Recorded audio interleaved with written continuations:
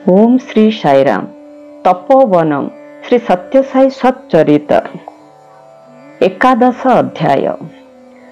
मंगलम गुरुदेवाय मंगलम ज्ञानदायिनी मंगलम प्रतिवासाय मंगलम सत्यसायिने। प्रेममयी साई माता। प्रेम मोर स्वरूप, सत्य मोर निश्वास प्रश्वास, आनंद मोर आहार, मो जीवन ही मो वार्ता, संप्रसारण ही मो जीवन। प्रेम पाई हेतु नाही, प्रेम पाई ऋतु नाही, जन्म नाही मृत्यु नाही। बाबा सहस्र मातांक प्रेम। भगवान श्री सत्यसाई बाबा तांक मूल्यवान समयर 3/4 तांक छात्र मानकु देई थांती।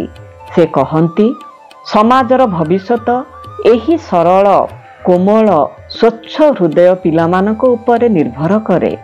भगवान का प्रेम एही पिला मानक पाई केवल। से छात्र मानकु कहंती तुमे तुम निज अंतर रे मते देख, मो मो ठारे तुम मानकु देखुछि। तुम माने मो जीवन, मो श्वास प्रश्वास एवं मो आत्मा। तुमे समस्ते प्रत्येक मोर स्वरूप। मु तुमको भल पाइला बेले मो निजको मु भल पाए। तुमे माने तुमको भल पाइबा बेले केवल मोते ही भल पाउछ। भगवान वृंदावन रे छात्र मानक सह अवस्थान करुथांती। थरे कहिले मु एठारे रहिबारु तुमे भल पाठ पढ़ी पारु नाह, विचलित हेउछ। मु पुटपट्टी चली गले तुमे ठीक भावे पढ़ापढ़ी करिवो। मु आसंता काली सकाळ 8टा अधेरे पुटपट्टी बाहरिबी। छात्र माने स्वामी को पाद तले पड़ी प्रार्थना कले, स्वामी स्वामी दयाकरी एहिठारे रहंतु, आमे ठीक भावे पढ़ापढ़ी करिवु। किंतु स्वामी कहले मु चली जीवी, तुम पितामाता मो दायित्व रे तुम मानकु छाड़िछंती। पाठ न पढ़ी केवल मो चारिपटे घुरी बुलिबा देखी मु किपरि खुशी हेबी। आसंता काली मु निश्चित भावे जीवी। पर दिनटी सोमवार थाए। सकाळ 8टा अधे हला। त्रयी सम्मुखरे बाबांक श्वेत रंगर कार प्रस्तुत हो जाई थाए। छात्र माने मन दुखरे मुह को ओहलाई सेठारे ठिया होई थांती। स्वामी ऊपर महलारू ओह्लाइले। छात्र माने अति विनीत भावे पुनर्बार प्रार्थना कले, किंतु विफल हेले। स्वामी कार रे बसी चली गले। छात्र माने गुरु गंभीर हृदय नहीं हॉस्टेल को फेरी गले। सेमानक मन हृदय रे स्वामी बसी जाइथिले। सेमाने जहा पढ़िले से सबु सेमानकर मने रहिला नाही। स्वामी को अनुपस्थिति समग्र वातावरण को रंगहीन, जीवन शून्य, अंधकार छन्न ओ उदासीन करि देइथिला। छात्र माने निज निज कक्षरे चुप होई बसिथिले। केही काहा सहित कथबार्ता हेउ नथिले, केही काहाकू देखि खुशी भी हेउ नथिले। काहारी पाटिरू शब्दटीए भी बाहरु नथिला, आनंद नथिला, सबु किछि विषाक्त होई जाइथिला। 15 मिनिट जाइछि कि नाही जणे छात्र पाटी करी उठिला, स्वामी फेरी आसिछंती, स्वामी फेरी आसिछंती। केतेक भाविले कौनसी गोटिए गाड़ी बोध हुए आसिला, जहाको देखि से कहूची स्वामी फेरिछंती बोली। किंतु केतेक छात्र झरका फांक देई चाही देखिले प्रकृत रे स्वामी को गाड़ी आश्रम भीतर को प्रवेश करुछि। केतेक छात्र गाड़ी पछे पछे दौड़ुथिले। हरिण पिठीरे डेणा लागी गले से जेपरी दौड़ंता से भली गति रे पिला माने दौड़िले स्वामी को पाई। स्वामी गाड़ी रू न ओह्लाइणु पिला माने गाड़ी को घेरी जाइथिले। एक पक्षरे आश्चर्य और अन्य पक्षरे आनंद सेमानकर कंठ अवरुद्ध करि देइथिला। स्वामी भितर प्रवेश कले और पहाच चढ़िबा आरंभ कले। पिला माने बोकांक परि ठिया होई थांती, परस्पर आड़ को चाही थांती। कौन हेई थाई पारे, स्वामी काहेकि फेरिले, केही किछि जानती नाही।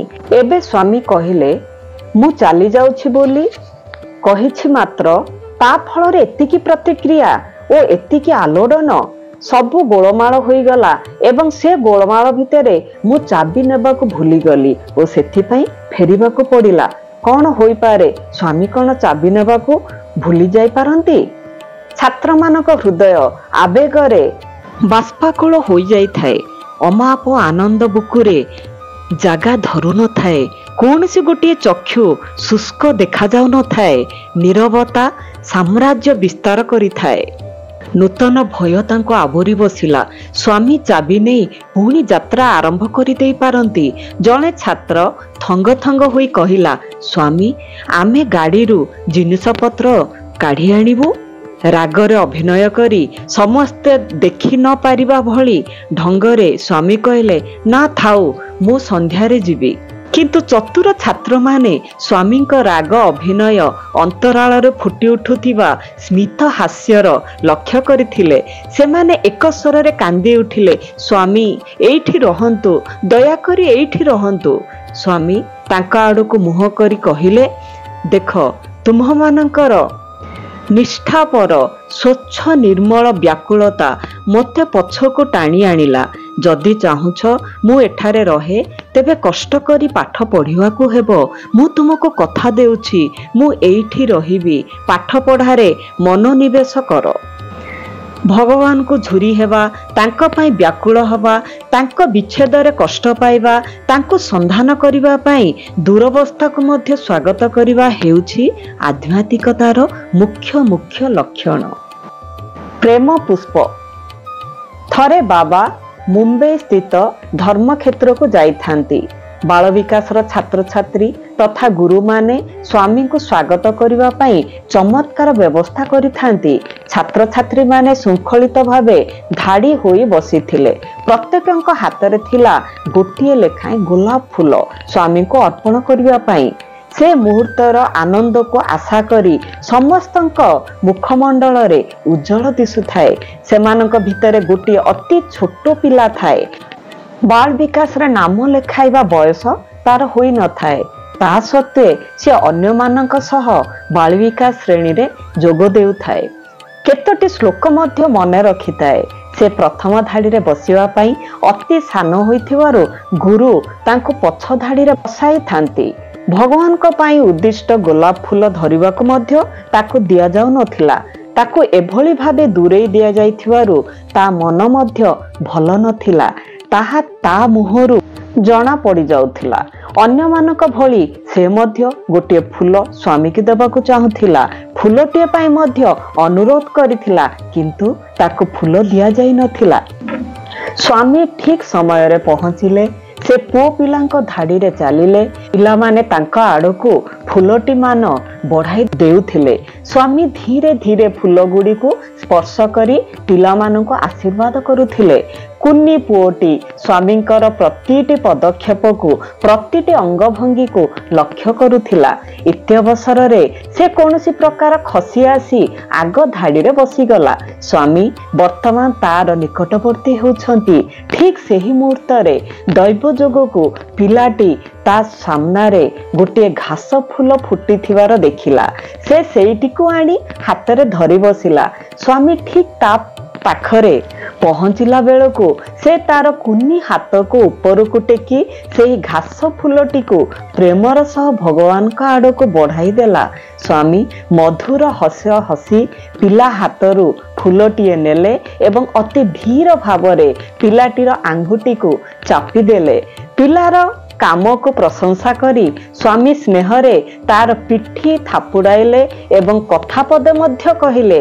ଅନ୍ୟମାନଙ୍କ ହାତରେ ଥିବା ସୁନ୍ଦର ଗୋଲାପ ଗୁଡ଼ିକୁ କେବଳ ସ୍ପର୍ଶ କରୁଥିଲା ବେଳେ ଏ ଛୋଟ ପିଲାଟିର ସପ୍ରେମ ଉପହାର ଘାସ ଫୁଲଟିକୁ ଗ୍ରହଣ କରି ନେଇଥିଲେ। ଏହାପରେ 3 ଘଣ୍ଟା ଧରି ସଭା ହେଲା। ସଭା ସରିବା ପରେ ସ୍ୱାମୀ ବାହାରକୁ ଆସି ଉପସ୍ଥିତ ସମସ୍ତଙ୍କୁ ଆଶୀର୍ବାଦ କଲେ। ସେତେବେଳେ ମଧ୍ୟ ଦେଖାଗଲା ଯେ 3 ଘଣ୍ଟା ପୂର୍ବରୁ ସେ ଗ୍ରହଣ କରିଥିବା ସେ ଘାସ ଫୁଲଟି ଭଗବାନଙ୍କ ହାତରେ ପୂର୍ବପରି ସତେଜ ଥିଲା। ଭକ୍ତ ଅନ୍ତରର ଗଭୀରତମ ପ୍ରଦେଶରେ ଥିବା ବ୍ୟାକୁଳତାକୁ ବାବା ଦେଖିପାରନ୍ତି ଓ ତାହାର ମହତ୍ଵ ବଢ଼ାଇଥାନ୍ତି। ମୋ ପାଇଁ ବୁନ୍ଦାଏ ଲୁହ ଝରାଅ। 1976 ମସିହା କଥା। स्वामी वृंदावन में थांती। केतेक इंजीनियर हातरे कोठा तोला नक्शा धरी सेठारे रुंड होई थांती। भगवान बाबा सेमानकु दर्शन देवा लगी बाहर को आसिले। तांकु घेरी रहिथिबा छात्र मानकु लक्ष्य करी कहिले, पिला माने तुम मानक पई मु गोटे नुआ हॉस्टेल तयारी करिबा को जाउछि। सेठी बेस प्रशस्त ओ आरामदायक हॉस्टेल हेबो। से हॉस्टेल टी तुम कॉलेज पछ पाखरे सामान्य दूर रे निर्मित हबो। पिलांक तरफरु जणे कहि पकाइला, स्वामी एठारे आंभे माने बहुत आराम रे अछु। आंभे माने एठारे ही खूब खुशी रे अछु। आमर नुआ हॉस्टेल दरकार नाही। स्वामी ए वृंदावन आम घर। स्वामी बुझाइवा को बसिले, वृंदावन को निज घर भावुच ए तो बहुत भल कथा। मु आहुरी खुशी जे तुमे एहा सहित खाप खुआई चली पारुछ, किंतु स्थान अभाव जोगु तुम्हे माने खुंदी खांदी होई चलिबारे मु खुशी होई पारु नाही। तुमरी सुविधा देखिबा मोर कर्तव्य। नुआ हॉस्टेल भित्ति प्रस्तर आसंता गुरुवार दिन शुभ दिया जिवो। ए कथा कही बाबा आगो को जाई अन्य मान को आशीर्वाद कर चलिले। भित्ति प्रस्तर पकाइबार उत्सव आउ मात्र के घंटा बाकी थाए। जंत्री माने व्यस्त थांती, किंतु छात्र माने खुशी होई पारु न थांती। कौन करने को हेबो से जानी पारु नथिले। ता परदिन बाबा हॉस्टेल को आसिले। सेठारे पिलांक मध्यरु सबुठारु सान दिसुथिबा छात्रटी बाबांक हाथ को चिठीटी बढ़ाई देला।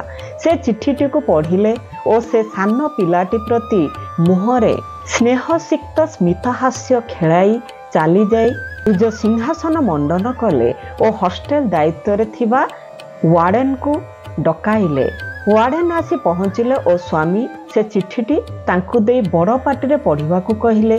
चिठीरे लेखा थिला, प्रियतमा साई जननी, आपणक पाद पद्मरे आमर विनम्र प्रणाम। आपण आम उपरे असंतोष होइछंती कि? आपणकर सबुठारु प्रिय नीरवता आम द्वारा भंग होई अछि कि? होइथिबो बोधुए। ता न होइथिले आपण काहेकि आमको वृंदावन सुंदर परिवेश ठारू दूर को ठेली देउथांते? एते दूर रे नूतन छात्रवास निर्माण काहेकि करन्ते? वृंदावन स्थानटी धन्य। एठारे आमे आपणको कृपा और सुरक्षा, आपणको प्रेम और जत्न अति निकटरे पाउथिलु। देवता माने मध्य एही प्रेम लाभ करिबा पई लालायित हेउथिबे। आपण स्नेह और प्रेम अंगे अंगे अनुभव करिथिबा एक हृदयर मिनती दया बही सुनिबे। इति आपणकर जणे संतान। विशेष द्रष्टव्य, जदि नुआ हॉस्टेल निर्माण करिवार आपण दृढ़ प्रतिज्ञा, तेबे दयाकरी हॉस्टेल पाखरे आपणकर नूतन बासभवन मध्य निर्माण करंतु। आम मानक अति निकटरे रहंतु। वार्डन पत्रटी को पाठ कर सारा बेलू देखागला समस्ते कोहग्रस्त।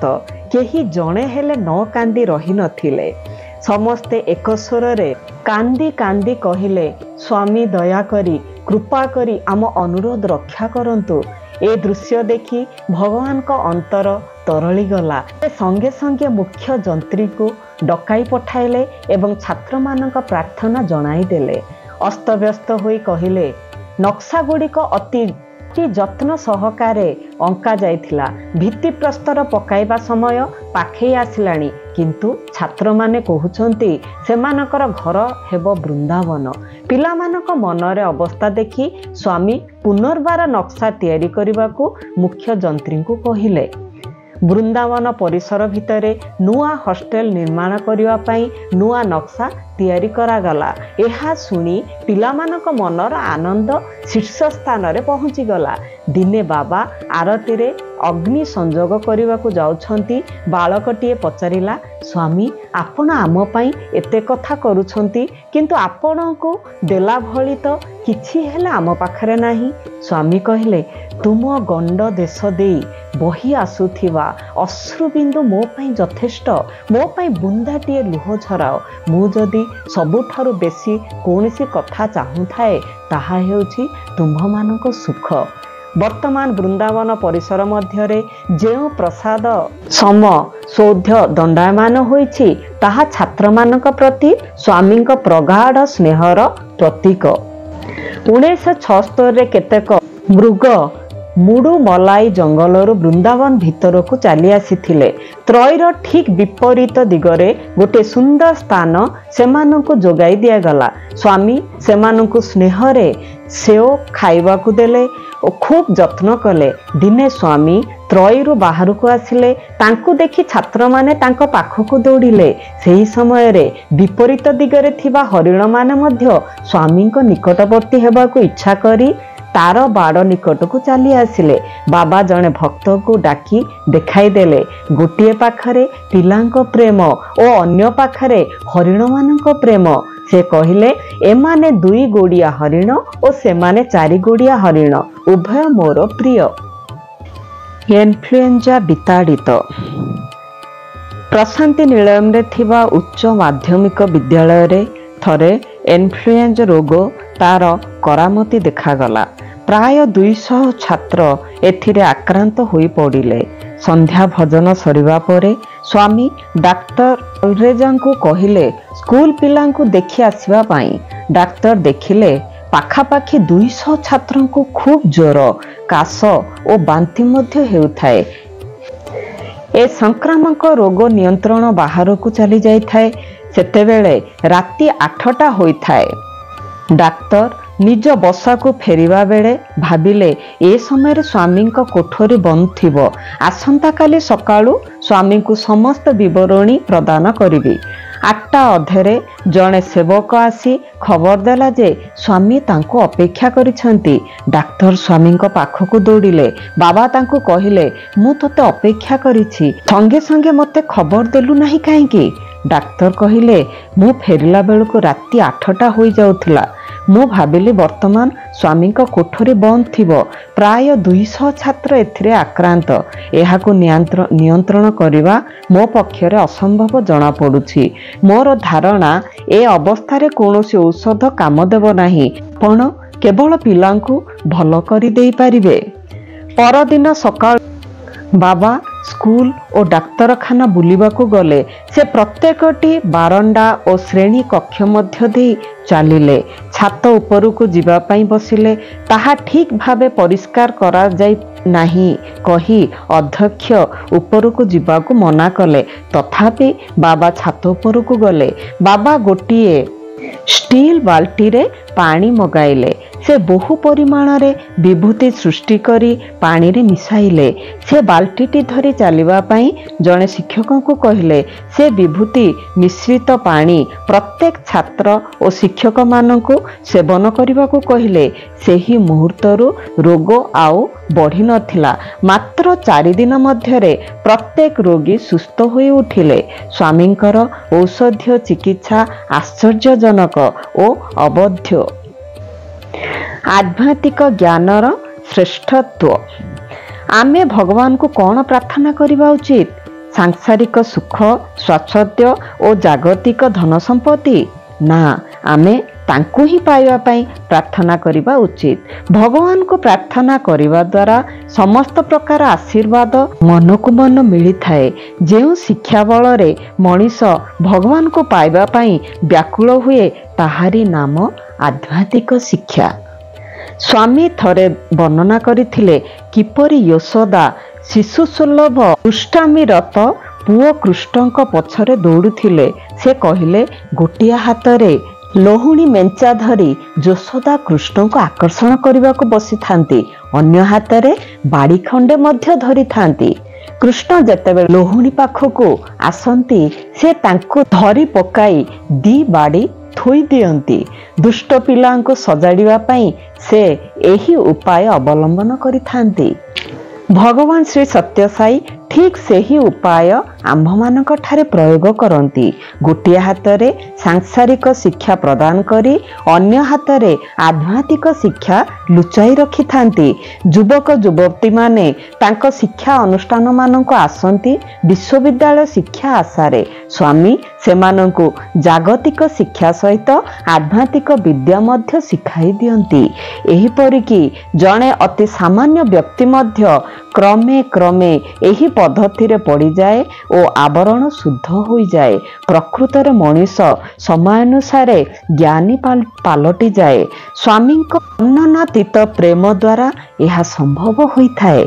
ବାବାଙ୍କ ଶିକ୍ଷାନୁଷ୍ଠାନ ମାନଙ୍କରେ ପିଲାମାନେ କେଜିରୁ ପିଜି ପର୍ଯ୍ୟନ୍ତ ସମ୍ପୂର୍ଣ୍ଣ ମାଗଣାରେ ଶିକ୍ଷା ଲାଭ କରନ୍ତି। ଶ୍ରୀ ସତ୍ୟସାଇ ଉଚ୍ଚ ଶିକ୍ଷା ସଂସ୍ଥାନରେ ମଧ୍ୟ MBA, MFM, MTech ପ୍ରଭୃତି ପାଠ ପଢ଼ାଯାଉଛି। ଏସବୁ ଅବଶ୍ୟ BA, BSc, BCom ଓ MA, MSc, MCom ପାଠ ପରେ PhD ପାଠର ସୁବିଧା ମଧ୍ୟ ସେଠାରେ ଅଛି। ବହୁ ସଂଖ୍ୟାରେ ବିଶାଳ ସୌଧମାନ ନିର୍ମିତ ହୋଇଅଛି। କୋଟି କୋଟି ଟଙ୍କା ବ୍ୟୟିତ ହୋଇ ମାନ ମନ୍ଦିର ନିର୍ମିତ ହୋଇଛି। ନଭେମ୍ବର 2001ରେ ସଙ୍ଗୀତ କଲେଜ ମଧ୍ୟ ଉଦ୍ଘାଟିତ ହୋଇଛି। ଏସବୁ ବାବାଙ୍କର ପିଲାମାନଙ୍କ ପ୍ରତି ଥିବା ଅସୀମ ପ୍ରେମର ନିଦର୍ଶନ। ଏ ପ୍ରକାର ଜାଗତିକ ଶିକ୍ଷା ସଙ୍ଗେ ସଙ୍ଗେ ଛାତ୍ରମାନେ ଆଧ୍ୟାତ୍ମିକ ଶିକ୍ଷା ମଧ୍ୟ ଆହରଣ କରିବା ବାବା ଦେଖିଥାନ୍ତି। ମୋ ଛାତ୍ରମାନେ ମୋ ସମ୍ପତ୍ତି। 1981 ନଭେମ୍ବର 22 ଦିନ ଶ୍ରୀ ସତ୍ୟସାଇ ଉଚ୍ଚ ଶିକ୍ଷା ସଂସ୍ଥାନ ଉଦ୍ଘାଟନ କରି ବାବା କହିଥିଲେ, ଛାତ୍ରମାନେ ହେଉଛନ୍ତି ମୂଳ, ଯେଉଁମାନେ ପଢ଼ି ସମଗ୍ର ପୃଥିବୀ ପାଇଁ ଶାନ୍ତି ଓ ନିରାପତ୍ତା ବୃକ୍ଷରେ ପରିଣତ ହେବେ। ଏହି ମୂଳ ଗୁଡ଼ିକରେ ପାଣି ଦେବା ମୋର ଉଦ୍ଦେଶ୍ୟ। ମୁଁ ସବୁ ଦିଗକୁ ପିଲାମାନଙ୍କ ପାଇଁ କାମ କରୁଛି। ସେମାନଙ୍କ ଉପରେ ମୋର ଅଖଣ୍ଡ ବିଶ୍ୱାସ। ଯେକୌଣସି ବ୍ୟକ୍ତିକୁ ପଚାର, ସାଇବାବାଙ୍କ ନାମରେ କି କି ସମ୍ପତ୍ତି ସବୁ ଅଛି, ତୁମେ ଶୁଣିବ, ଓଃ ତାଙ୍କର ଅସଂଖ୍ୟ ସୌଧ, ଅପରିମିତ ଜମି, ଏଭଳି ଆହୁରି କେତେ କ'ଣ। ଏଗୁଡ଼ିକ ସବୁ କିଛି ନୁହେଁ। ମୋ ସମ୍ପତ୍ତି ହେଲା ମୋ ପିଲାମାନେ, ଅନ୍ୟ କିଛି ନୁହେଁ। ଅନେକ ଲୋକ ଏହି ସରଳ କଥାଟି ବୁଝିବାକୁ ଅସମର୍ଥ। ଏଭଳି ହତଭାଗ୍ୟ ବ୍ୟକ୍ତି ଯେଉଁମାନେ ଗୋଟିଏ ମାଆର ପ୍ରେମ ଭାବକୁ ଜାଣିପାରନ୍ତି ନାହିଁ, ସେମାନେ ସହସ୍ର ମାତାର ପ୍ରେମ ଭାବକୁ କିଭଳି ଜାଣିବେ? ଶ୍ରୀ ସତ୍ୟସାଇଙ୍କର ସବୁଠାରୁ ବଡ଼ ଗୁଣ ହେଉଛି ତାଙ୍କ ଅସୀମ ଧୈର୍ଯ୍ୟ। ସେ କହନ୍ତି, ଅଗଣିତ ବ୍ୟକ୍ତି ମୋତେ ସମାଲୋଚନା କରନ୍ତି। ଆହୁରି ଅନେକ ଅଛନ୍ତି ଯେଉଁମାନେ ମୋତେ ସବୁ ପ୍ରକାର ନାମରେ, ସବୁ ପ୍ରକାର ଅସଭ୍ୟ କଥା ମଧ୍ୟ ମୋ ନାଁରେ ସମ୍ବାଦପତ୍ର ମାନଙ୍କରେ ଛାପନ୍ତି। ଏସବୁ କଥାର ଉତ୍ତର କେବଳ ମୋର ସ୍ମିତ ହାସ୍ୟ। ଏସବୁ ମୋର ଭଲ ଗୁଣର ଓ ଭଲ କର୍ମର ପ୍ରତିକ୍ରିୟା ମାତ୍ର। ଫଳନ୍ତି ଗଛକୁ ଟେକା ଫୋପାଡ଼ା ଯାଏ। କେତେକ ଲୋକ ସ୍ୱଭାବତଃ ଈର୍ଷାଳୁ ଓ ଅସହିଷ୍ଣୁ। ସତ୍ୟସାଇ ସଂଗଠନ ଅଧିକରୁ ଅଧିକ ବଢ଼ି ଚାଲିବାରୁ ସତ୍ୟସାଇ ବିଶ୍ୱବିଦ୍ୟାଳୟ ଅଧିକ ବଢ଼ି ଚାଲିବାରୁ ସେମାନଙ୍କର ଅସୂୟା ଭାବ ମଧ୍ୟ ଦ୍ରୁତ ବେଗରେ ବଢ଼ି ଯାଉଛି। ସେମାନେ ଅନେକ ମନଗଢ଼ା ଗପ ତଥା ଗୁଜବ ସୃଷ୍ଟି କରି ଚାଲନ୍ତି। ଏପରିକି ପିଲାମାନଙ୍କୁ ମଧ୍ୟ ଏତାଦୃଶ୍ୟ ଘୃଣ୍ୟ କାର୍ଯ୍ୟ ଭିତରକୁ ଟାଣି ନିଆଯାଉଛି।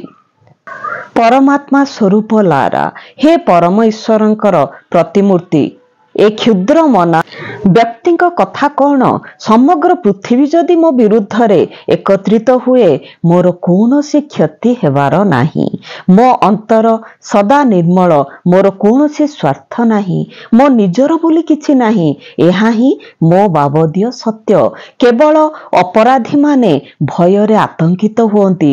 କୌଣସି ଭୁଲ କରୁନଥିବା ସିଂହ କାହିଁକି ଭୟଭୀତ ହେବ?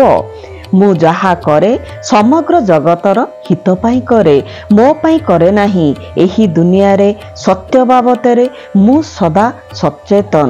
ସେଥିପାଇଁ ମୁଁ ଆନନ୍ଦରେ, ଅଖଣ୍ଡ ଆନନ୍ଦରେ ଥାଏ। ଭଗବାନ ବିଜ୍ଞାନାତୀତ। 1983ରେ ସତ୍ୟସାଇ କଲେଜର ଛାତ୍ରମାନେ ବୃନ୍ଦାବନରେ ଥିବା କଲ୍ୟାଣ ମଣ୍ଡପରେ ଗୋଟିଏ ବିଜ୍ଞାନ ପ୍ରଦର୍ଶନୀ ବ୍ୟବସ୍ଥା କଲେ। ସେ ସମୟରେ କର୍ଣ୍ଣାଟକ ରାଜ୍ୟପାଳ ଶ୍ରୀ ଗୋବିନ୍ଦ ନାରାୟଣ ସ୍ୱାମୀଙ୍କ ଦର୍ଶନ ପାଇଁ ବୃନ୍ଦାବନ ଆସିଥିଲେ। ବାବା ତାଙ୍କୁ ସାଙ୍ଗରେ ଧରି ପ୍ରଦର୍ଶନୀ ଦେଖିବା ପାଇଁ ଆସିଲେ। ପିଲାଙ୍କ ଦ୍ୱାରା ନିର୍ମିତ କେତେକ ମଡେଲ केतेक वैज्ञानिक जंत्र ओ उपकरण मान सेठारे प्रदर्शित होइथिला। ए सब प्रदर्शित वस्तु मध्यरे थिला गोटे सतर्क घंटी। एथिरे आलोकर रेखा गोटे प्रांतरु अन्य प्रांत पर्यंत लंबी थिबो। ता मध्यरे काहार आंगुठी रहीगले सतर्क घंटी बाजी उठिबो। स्वामी बुलु बुलु सेठारे पहुंची गले। सेठारे थिबा पिलाटी कहिला, स्वामी ए आलोक रेखा भितरे आपणक हाथ रखंतु, सतर्क घंटी बाजिबो। स्वामी ताहा कले, किंतु घंटी बाजिला नाही। छात्रटी घाबरई गला। से कहिला, एई संगे संगे ठीक होई जिवो, किछि तार खसी जाइछि बोध हुए। से सबु कथा देखिदेला। निज हाथ को दुई प्रांत मझिरे रखिला। घंटी बाजिला। वर्तमान निश्चित होई से स्वामी को हाथ पुराइबा को कहिला, किंतु घंटी बाजिला नाही। पिलाटी एथर द्वंद्वाक्रांत होई गला। द्वितीय बार मरामती दरकार बोली मने मने भाविला। वर्तमान स्वामी कहले, आउ मरामती दरकार नाही। मु से भली चोर नुहे जहा पई तू ए जंत्र तैयारी करिछु, तेणु घंटी न बाजी ठीक करिछि। स्वामी आगु को अग्रसर हेले। स्वामी को पर्यंत पहुंचिला भली सामर्थ्य विज्ञानर आसी नाही। से विज्ञानातीत उदार चेता। କିଛି ବର୍ଷ ପୂର୍ବରୁ ପ୍ରାଥମିକ ବିଦ୍ୟାଳୟର ଛାତ୍ରମାନେ ସକାଳୁ ଥଣ୍ଡା ପାଣିରେ ସ୍ନାନ କରୁଥିଲେ। ସ୍ୱାମୀଙ୍କୁ ଏହା କଷ୍ଟ ହେଲା। ସେ ଭାବିଲେ, ସାନ ସାନ ପିଲାଙ୍କର ବାପା ମା ପିଲାମାନଙ୍କୁ ମୋ ଦାୟିତ୍ୱରେ ଛାଡ଼ିଛନ୍ତି, ମୋ ଉପରେ ତାଙ୍କର ସେତିକି ଆସ୍ଥା ଅଛି ବୋଲି। ବିଚରା ପିଲାଗୁଡ଼ିକ ପ୍ରତ୍ୟହ ଥଣ୍ଡା ପାଣିରେ ସ୍ନାନ କରୁଛନ୍ତି। ଏ ଭାବନା ସୌର ଚୁଲା ପର୍ଯ୍ୟନ୍ତ ଚାଲିଗଲା। ହଷ୍ଟେଲରେ ତାହା ଲଗାଗଲା। ସୂର୍ଯ୍ୟ କିରଣରୁ ଉତ୍ତାପ ଆଣି ତାହା ପାଣିକୁ ଗରମ କରେ। ଏବେ ପିଲା ତଥା ଶିକ୍ଷକମାନେ ବେଶ ଖୁସି ହେଲେ ଏବଂ ସ୍ୱାମୀଙ୍କୁ ତାହା ଉଦ୍ଘାଟନ କରିବାକୁ ନିମନ୍ତ୍ରଣ କଲେ। ସ୍ୱାମୀ ମଧ୍ୟ ସମ୍ମତ ହେଲେ। ଉଦ୍ଘାଟନ ଉତ୍ସବ ପାଇଁ ସମସ୍ତ ଆୟୋଜନ କରାଗଲା। ଏହି ଯନ୍ତ୍ରଟିରୁ ଗୋଟିଏ ରବର ନଳୀ ଆସି କଳ ସହ ସଂଯୋଗ କରାଯାଇଥାଏ। ସ୍ୱାମୀ ଆସି କଳର ଚାବିଟିକୁ ଚଲାଇ ଦେଲେ। ପାଣି ଆସି ତଳେ ଥିବା ବାଲ୍ଟିରେ ପଡ଼ିବ। ତାଙ୍କୁ ବେଶୀ ସମୟ ଅପେକ୍ଷା କରିବାକୁ ପଡ଼ିଲା ନାହିଁ। ସଙ୍ଗେ ସଙ୍ଗେ ସ୍ୱାମୀ ଆସିଲେ, କଳର ଚାବି ବୁଲାଇ ଦେଲେ। ଦୁର୍ଭାଗ୍ୟବଶତଃ ରବର ନଳୀଟି ସେତିକି ବେଳକୁ ଖସି ଯାଇଥିଲା ଏବଂ ଗରମ ପାଣି ଆସି ସ୍ୱାମୀଙ୍କ ମୁହଁ ଓ ପୋଷାକରେ ପଡ଼ିଗଲା। ସେଠାରେ ଏକ ଅସ୍ୱସ୍ତିକର ନୀରବତା ଦେଖାଗଲା। ଆଶା କରାଯାଉନଥିବା ଦୁର୍ଘଟଣାରେ ସମସ୍ତେ ବ୍ୟଥିତ ହୋଇ ପଡ଼ିଲେ। ଦର୍ଶକମାନେ ପଥର ପାଲଟି ଯାଇଥିଲେ। କାହାରି ହାତ ଯାଉନଥାଏ ମରାମତି କରିଦେବା ପାଇଁ। ସ୍ୱାମୀ ତାଙ୍କ ହୃଦୟ କଥା ବୁଝିପାରି ପରିସ୍ଥିତି ବଦଳାଇ ଦେବା ଉଦ୍ଦେଶ୍ୟରେ ହସିଲେ ଓ କହିଲେ, ଦେଖ, ଉଦ୍ଘାଟନଟି ସ୍ନାନ ମୋରି ଠାରୁ ଆରମ୍ଭ ହେଲା। ସ୍ୱାମୀଙ୍କର ହସ ଓ ମଜା କଥା ସମସ୍ତଙ୍କୁ କିଛିଟା ଆଶ୍ୱସ୍ତ କଲା। ତାଙ୍କ ମନ ହାଲୁକା ହୋଇ ଆସିଲା ଓ ସେମାନେ ସହଜରେ ନିଶ୍ୱାସ ନେଇପାରିଲେ। ସ୍ୱାମୀଙ୍କ ସହିତ ସମସ୍ତେ ହସିଲେ। ବାବା ପରମ ଦୟାମୟ। କ୍ରୋଧ କ'ଣ ସେ ଜାଣନ୍ତି ନାହିଁ। ସେ କହନ୍ତି, ମୋ ଜୀବନ ହିଁ ମୋ ବାର୍ତ୍ତା। ଏହା ଥିଲା ପ୍ରେମର ବାର୍ତ୍ତା, କରୁଣାର ବାର୍ତ୍ତା, ଦୟାର ବାର୍ତ୍ତା। କ୍ରୋଧ ପାଇଁ ସ୍ଥାନ ନାହିଁ। ବାବାଙ୍କ ସାନ୍ନିଧ୍ୟରୁ ଉପକାର। ସ୍ୱାମୀ କୋଡ଼ାଇ କେନାଲରେ ଥିଲେ। ନିଜ କୋଠରୀ ଭିତରେ ଥାଇ ବାହାରେ ତାଙ୍କ ଦର୍ଶନ ପାଇଁ ପ୍ରତୀକ୍ଷା କରିଥିବା ସମବେତ ଜନତାଙ୍କ ଆଡ଼କୁ ଚାହୁଁଥିଲେ। ତାଙ୍କ ପଦପ୍ରାନ୍ତରେ ମଧ୍ୟ କେତେକ ଛାତ୍ର ବସିଥିଲେ। ସ୍ୱାମୀ ସେମାନଙ୍କୁ କହିଲେ, ବୁଝିପାରୁଛ ତୁମେମାନେ କେତେ ଭାଗ୍ୟବାନ। ବାହାରେ ସହସ୍ର ସହସ୍ର ଲୋକ ମୋ ଦର୍ଶନ ପାଇଁ ସମବେତ ହୋଇଛନ୍ତି, କିନ୍ତୁ ମୋ ଅତି ନିକଟରେ ବସି ମୋ ପାଦ ସେବାରେ ସୁଯୋଗ ଲାଭ କରୁଛ। ତୁମେମାନେ କେତେ ଭାଗ୍ୟବାନ ଓ କପାଳିଆ ତୁମେ ଜାଣ ନାହିଁ। ମୁଁ ତୁମକୁ ଏ ସୁଯୋଗ ଦେଇଛି ବୋଲି ତୁମେମାନେ ମୋର ନିକଟବର୍ତ୍ତୀ ହୋଇଛ। ମୋର ଇଚ୍ଛା ହେଉଛି ମୁଁ ଆକାଶରେ ଏ ପ୍ରାନ୍ତରୁ ଅପର ପ୍ରାନ୍ତ ପର୍ଯ୍ୟନ୍ତ ଚାଲିଯାଆନ୍ତି। କେବଳ ଏତିକି କରିଦେଲେ ସମଗ୍ର ପୃଥିବୀ ମୋ ପାଦ ପାଖରେ ଉପସ୍ଥିତ ହୋଇଯିବ। ଲକ୍ଷ ଲକ୍ଷ ଭକ୍ତ ମୋ ଚତୁଃପାର୍ଶ୍ୱରେ ବେଢ଼ିଯିବେ। ସେତେବେଳେ କିନ୍ତୁ ତୁମମାନଙ୍କ ମଧ୍ୟରୁ ଜଣେ ହେଲେ ମଧ୍ୟ ମୋ ସାନ୍ନିଧ୍ୟ ଲାଭର ସୁଯୋଗ ପାଇପାରିବ ନାହିଁ। ସଶସ୍ତ୍ର ପ୍ରହରୀ ମୋତେ ଜଗି ରହିବେ। ମୁଁ ଆଜିଠାରୁ କହି ରଖୁଛି, ଏ ଦିନ ଆସିବାକୁ ବେଶୀ ଡେରି ନାହିଁ। ମୋତେ ବିଶ୍ୱାସ କର, ଦିନ दिन आसिबो तुमे माने बहु दूररू बहु कष्टकर अवस्था पड़ी बहु उद्यम कले मो पोशाकर नाली रंगर झलक मात्र देखि पारिबो। मु जेतेबेले आकाश मार्गरे एक प्रांतरू अन्य प्रांत पर्यंत जीवा आसिबा करिवि सेतेबेले तुमे माने मो महिमा उपलब्ध करिबो। तेणु एबोठारू स्वामीको सामप्यरे उपकार जेते नहीं पारिबो नहीं जाओ।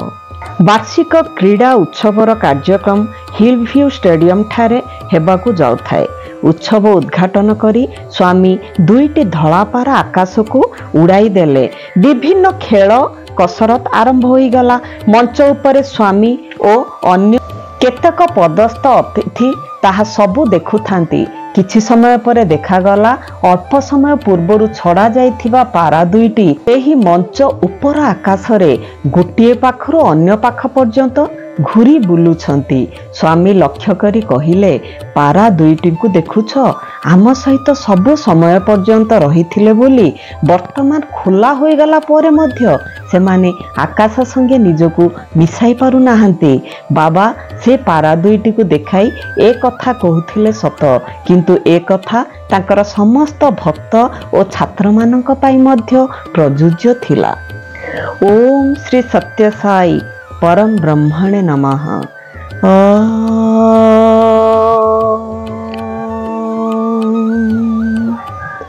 शांति शांति शांति। 11 अध्याय संपूर्ण।